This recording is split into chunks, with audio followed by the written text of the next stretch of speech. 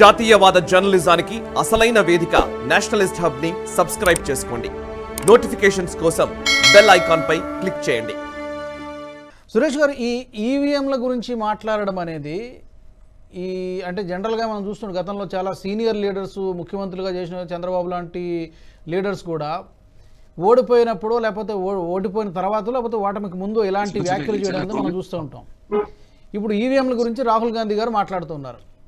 అంటే ఏంటి, అంటే ఫ్యూచర్ ఏమైనా కళ్ళ ముందు కనబడుతుందా, లేకపోతే ఈ ఈవీఎం మీద చేసినటువంటి కామెంట్స్కి, అంటే ఇంతవరకు ఈ బీజేపీ గెలుస్తూ వస్తున్నవని కూడా ఈవీఎంలు మేనేజ్ చేసి, లేకపోతే ఈ సిబిఐ, ఈడీ ఇలాంటి సంస్థలను మేనేజ్ చేసి గెలుస్తున్నారని అర్థం వచ్చేటట్టుగా మాట్లాడారు ఆయన.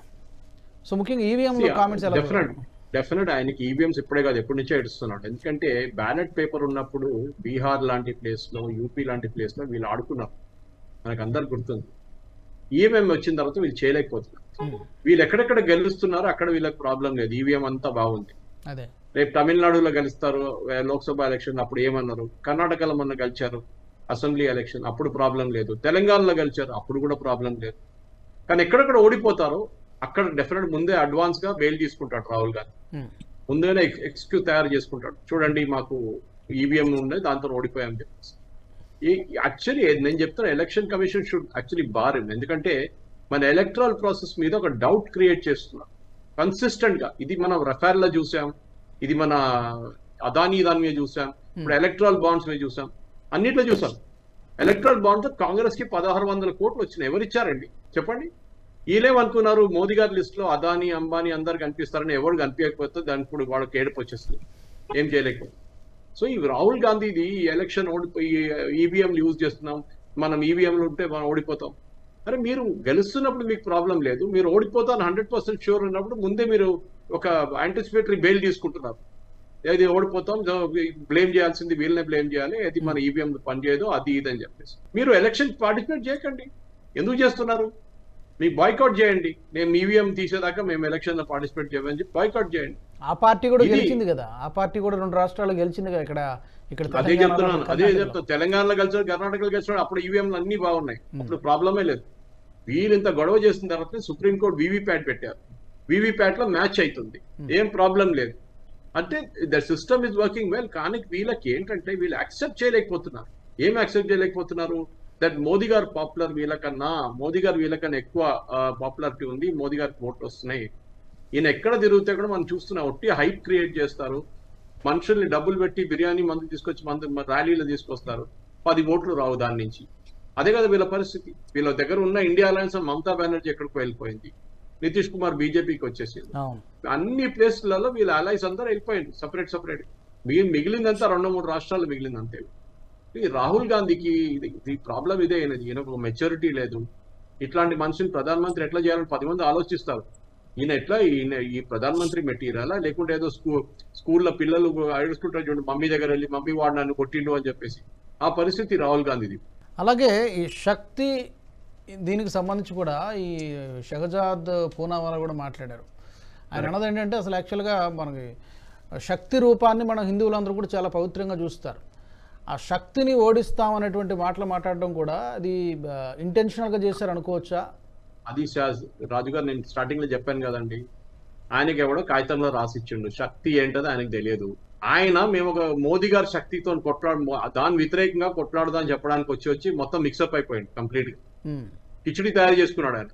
మోదీ గారు శక్తి చాలా స్ట్రాంగ్ మనిషి, శక్తి అంటే ఆయన అట్లా అనుకున్నాడు స్ట్రాంగ్ అని చెప్పేసి. కాంట్రడిక్టరీ ఫస్ట్ స్టేట్మెంట్ చెప్పింది కాదు, సెకండ్ స్టేట్మెంట్ చెప్పింది. కానీ మీడియా వాళ్ళు పట్టుకున్నారు సెకండ్ స్టేట్మెంట్, దాంతో మొత్తం వైరల్ అయిపోయింది. ఎక్కడ ఏ ఛానల్ అని చూడండి, నేను సాయంత్రం నుంచి మా లాంగ్వేజ్ ఛానల్ మలయాళం, మీకు తెలుసు కదా మా మలయాళం ఛానల్స్ వాచ్ చేస్తున్నాను, అన్నిట్లో ఇదే డిబేట్ నడుస్తుంది. వీడు ఏం మాట్లాడుతున్నాడు, వీడికి తెలుసా ఇప్పుడు ఫస్ట్ టైం కాదు కదా, మనం ఎప్పుడూ చూసాం. రాహుల్ గాంధీ ఎన్నోసార్లు అర్నబ్ గోస్వామి ఇంటర్వ్యూలో 2014లో మనం చూసాం. మన ఉమెన్స్ ఎంపవర్మెంట్ మాట్లాడితే మన్రేగా అంటాడు. మొన్న ఖర్గే గారు కూడా అదే కదా, ఖర్గే గారి దగ్గర మీది ఇట్లా ఏం నడుస్తుంది, ఇట్లా ఎందుకు సందేశ్ ఖలీల్ ఏం నడుస్తుంది అంటే ఆయన మన్రేగా గురించి మాట్లాడు. వీళ్ళు అంటున్నాడు, నేను ₹1,00,000 ఇస్తున్నాను ప్రతి మహిళకి అని. ఎంత మహిళలు ఇండియాలో ఉన్నారు చూడండి, పేదవాళ్ళు, వాళ్ళని టోటల్ చేస్తే భారతదేశంలో మొత్తం బడ్జెట్ 80% పోతుంది దాంట్లో. ఈయనకి తెలుసు ఎలక్షన్ గెలవడం చెప్పేసి. ఎలక్షన్ గెలవడం తెలిసిన మనిషి ఏ ప్రామిస్ అని చేస్తాడు? నేను అందరు కిలో బంగారం ఇస్తా అంటాను రేపు పొద్దున. ఎందుకంటే నేను ఎప్పుడు గెలవను, నేను ఎలక్షన్ నిలబడితే నేను గెలవను, నేను ప్రధానమంత్రి కాదు. అందరికి చెప్తా, అన్ని మహిళలకు నేను రేపు పొద్దున పెళ్లి కావాల్సిన అమ్మాయిలు అందరికీ కిలో బంగారం పెడతాను అని తెలుసు. ఓటు వేయరని ఎవరు బిలీవ్ చేయరు. మీరు ఆలోచించండి, వీళ్ళు ₹1,00,000 వేవరు, ₹2,00,000 వేవరు అని చెప్పారు రైతులకి. మోదీ గారు ఇస్తున్న ₹6,000 అంతే. కానీ మోదీ గారు ₹6,000 వాళ్ళకి భరోసా ఉంది. రాహుల్ గాంధీ ₹1,00,000 అసలు భరోసా లేదు వాళ్ళకి. అది వాళ్ళకి చాలా క్లియర్ గా తెలిసిపోయింది. మోదీ గారు ఇస్తున్న ₹6,000 కరెక్ట్ టైంకి వస్తుంది. వీళ్ళు ₹1,00,000 ఇస్తాం, 2 లక్షలు ఇస్తాం, వేవర్ చేసేస్తాం, మాఫీ చేస్తాం, రుణమాఫీ అంటారు. ఎవడు పట్టించుకోడు. ఇక్కడ కూడా తెలంగాణలో కూడా అదే చూస్తున్నా. ఫస్ట్ 6 months హనీమూన్ పీరియడ్ ఉంటది, ఎవడు అడగడు. ఆయన ఫస్ట్ 6 months వచ్చింది, నేను ఆ ప్రామిస్ ఈ ఇవాళ చూడండి, ఎలక్ట్రిసిటీ రెగ్యులేటరీ కమిషన్ ఏమన్నారు, మీరు ఫ్రీగా ఎలక్ట్రిసిటీ ఇస్తున్నారు కరెక్టే, మీరు ఆ డబ్బులు కట్టండి ముందు అన్నాడు. పానిక్ అయిపోయిండు. అరే మీరు బీఆర్ఎస్ వాళ్ళ దగ్గర అడగలేదు కదా, రైతులకి ఇచ్చిన ఫ్రీగా ఎలక్ట్రిసిటీ మా డైరెక్ట్ అడుగుతున్నారు. రెగ్యులేటరీ కమిషన్ అండి, వాళ్ళకి ఓవర్ రైడింగ్ పర్పస్ ఉంది. మీరు ₹6,000 6,000 కోట్లు 7,000 కోట్లు ఎలక్ట్రిసిటీ ఫ్రీగా ఇస్తే మీరు బాధి ట్రాన్స్కోకి ఇవ్వాలి, మీరు అది డిస్కామ్కి ఇవ్వాలి మీరు. సో ఇదే ప్రాబ్లం ఇక్కడ కూడా తెలంగాణలో. ఇక్కడ ఏంటంటే ఒక హనీమూన్ పీరియడ్ నడుస్తుంది, ఆయనకు తెలుసు డబ్బులు ఏం లేవు. సో మోదీ గారు నేను బడేబాయ్ అన్నాడు, నేను గుజరాత్ మోడల్ అన్నాడు. ఇదే రాహుల్ గాంధీ గుజరాత్ మోడల్ గురించి తిడుతూనే ఉంటాడు కదా పొద్దు నుంచి సాయంత్రం దాకా. వాళ్ళ కేరళ యూనిట్ తిడుతూనే ఉంటుంది కదా. అప్పుడు గుజరాత్ మోడల్ గుర్తు రాలేదా? రేవంత్ రెడ్డికి తెలుసు డబ్బులు ఎట్లా తీసుకోవాలి అని. అదే అన్నాడు కానీ మన స్టేట్మెంట్ ఇచ్చింది కానీ నాకు ఏ ప్రాబ్లం లేదు, నా ఫండ్స్ బాగా వస్తుంది నాకు. మమతా బెనర్జీ ఏం చెప్తుందో, పినరాయి విజయన్ ఏం చెప్తుందో నాకు అసలు తెలియనే తెలియదు. మా స్టేట్ కి మా రాష్ట్రానికి మోదీ గారు బాగానే డబ్బులు ఇస్తున్నారు. ఇట్లా డిస్కస్ చేసుకుంటూ పోతే చాలా ఉన్నాయి. ఎందుకంటే ఈ శక్తి కానివ్వండి, మిగతా రాహుల్ గాంధీ స్టేట్మెంట్, నేను అసలు ఇమ్మెచ్యూర్ పొలిటీషియన్. అసలు నేను ఒక 10 నిమిషాలు కూడా ఇట్లా డిబేట్ పెట్టుకోను, ఎందుకంటే అది వేస్ట్ ఆఫ్ టైం మన అందరిది.